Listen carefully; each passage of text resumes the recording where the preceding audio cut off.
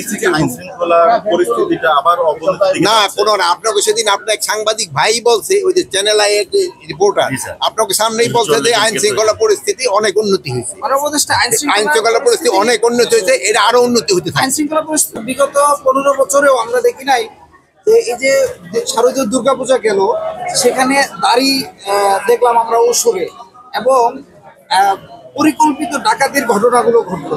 এই বিষয়ে যারা আপনারা বলছেন প্রায় 700-র উপরে যারা এই যে দাড়ি লাগিয়েছে, এইগুলির অলরেডি আমরা জিডি করেছি এবং তাদের আইনের আওতায় আনার জন্য তাদের কেস করা হচ্ছে, এবং যারা এই অপকর্মটা করছে তাদের আমরা খুব তাড়াতাড়ি আমরা আইনের আওতায় নিয়ে আসবো।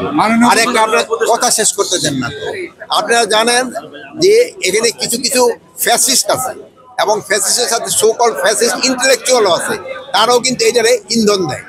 এরা যেন এই ইন্ধনটা যেন না দিতে পারে, এই জন্য আপনারা আমাদের সবাই সহযোগিতা করতে হবে।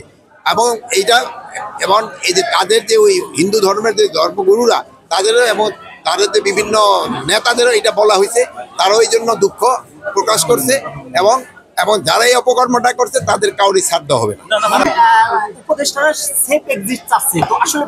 এখন যে সব কথা আপনি আপনার প্রশ্ন করতে পারেন, যার যার প্রশ্ন সে করতে পারে।